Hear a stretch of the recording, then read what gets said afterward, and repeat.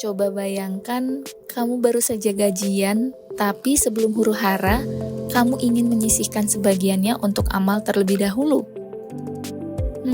Namun kamu bingung, kemana sebaiknya uangmu disalurkan? Bagaimana caranya memastikan agar donasimu benar-benar berdampak? Indonesia dikenal sebagai bangsa paling dermawan di dunia dalam 7 tahun berturut-turut. Bayangkan saja, 4 dari 5 orang Indonesia rutin berdonasi setiap bulan. Wow, luar biasa kan? Tapi, ada satu pertanyaan yang mengganjal. Apakah paling dermawan juga berarti paling berdampak? Sayangnya, jawabannya tidak semudah yang kita kira.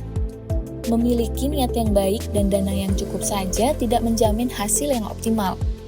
Bahkan memiliki sistem amal yang relatif bebas dari penyalahgunaan, tidak seperti di Indonesia pun belum cukup. Misalnya di negara-negara dengan sistem amal yang sudah mapan, kita melihat perbedaan yang sangat besar antara dampak yayasan amal. Beberapa yayasan menyelamatkan ribuan nyawa, sementara yang lainnya hanya puluhan nyawa dengan dana yang sama. Perbedaannya ratusan kali lipat. Mengapa ini bisa terjadi? Salah satu alasan besar adalah perbedaan struktur insentif antara pasar biasa dan pasar amal. Coba bayangkan perbedaan antara membeli barang dan berdonasi. Ketika kamu membeli smartphone baru, kamu pasti akan membaca review, membandingkan harga, mungkin tanya ke teman sana-sini. Kenapa? Karena keputusanmu akan langsung berdampak pada dirimu sendiri. Tapi coba bandingkan dengan saat kamu berdonasi. Berapa banyak sih dari kita yang melakukan riset mendalam sebelum menyumbang? Menurut satu studi, hanya sepertiga donatur yang melakukan riset sebelum berdonasi. Dan yang lebih mengejutkan, hanya 3% yang berdonasi berdasarkan dampak yayasan. Nah, disinilah letak perbedaan mendasar antara pasar barang dan pasar amal. Di pasar barang, kamu langsung merasakan nilai dari apa yang kamu beli. Tapi di pasar amal, yang merasakan dampaknya kan bukan kamu, tapi penerima bantuan. Ini seperti membeli kucing dalam karung. Kamu tidak tahu apa yang akan ada di dalam karung, kecuali dari promosi si penjual karung. Lantas, mengapa mereka tidak mempromosikan saja dampak per rupiah yang mereka berikan? Bukankah semua yayasan amal punya niat yang baik? Nah, disinilah letak paradoksnya. Yayasan amal sebetulnya punya kelebihan dibandingkan bisnis biasa. Mereka tidak perlu khawatir soal untung, rugi, atau persaingan pasar. Seharusnya ini membuat mereka lebih leluasa fokus pada tujuan mulia mereka, kan? Tapi, karena ada masalah struktur insentif tadi, banyak yayasan justru terjebak dalam permainan popularitas supaya mendapatkan perhatian kita sebagai donatur. Ini bukan sepenuhnya salah kita. Otak kita memang tidak didesain untuk menangani masalah dalam skala begitu besar. Kita lebih mudah tergerak oleh cerita satu anak yang kelaparan daripada statistik jutaan orang yang kekurangan gizi. Jadi, apa solusinya? Apakah kita harus berhenti berdonasi? Tentu saja jawabannya tidak. Yang kita butuhkan adalah cara berpikir baru tentang amal dan donasi.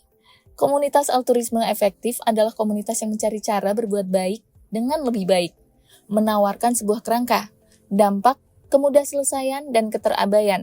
Dengan kerangka ini, kita bisa mulai membandingkan berbagai pilihan donasi kita secara lebih objektif.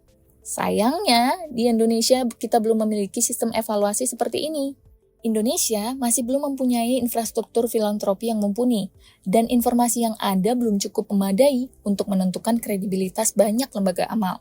Jadi, apa yang bisa kita lakukan mulai sekarang? Pertama, kita bisa memilih berdonasi ke program yang telah dievaluasi secara independen dan fokus terhadap dampak. Seperti GiveWell yang menghitung berapa banyak nyawa yang bisa diselamatkan per dolar dari program-program yang mereka evaluasi. Kedua, kita bisa memperluas pilihan kita dan membantu yang paling membutuhkan. Jika kamu tinggal di Jakarta, kamu mengkonsumsi barang dan jasa dalam laju rata-rata sekitar 50.000 per hari. Beberapa tempat di daerah 3T hidup dengan sekitar 10.000 per hari, lebih dekat seperti mereka yang tinggal di Burundi dan Mozambik. Artinya, hanya butuh sekitar 10.000 per hari atau 3,5 juta per tahun untuk menggandakan konsumsi saudara-saudara kita yang tinggal di daerah 3T, daripada di daerah yang lebih maju seperti Jakarta. Ketiga, kita dapat berdonasi ke tempat-tempat di hulu yang punya multiplier besar di hilir. Misalnya, kita dapat mendukung usaha untuk melarang cat timbal di Indonesia. yang mempengaruhi tumbuh kembang jutaan anak Indonesia dan menghalangi mereka untuk mencapai potensi penuhnya saat dewasa. Ingat ya, setiap rupiah yang kita donasikan adalah kesempatan untuk membuat dunia sedikit lebih baik. Jadi mari kita pastikan bahwa kebaikan kita benar-benar sampai ke tujuannya dengan dampak maksimal. Di video selanjutnya, kita akan melihat bagaimana komunitas altruisme efektif menggunakan kerangka DKK untuk mengklasifikasikan berbagai cara berbuat baik ke dalam sejumlah area-area masalah. Sampai jumpa di seri video altruisme efektif Indonesia selanjutnya ya.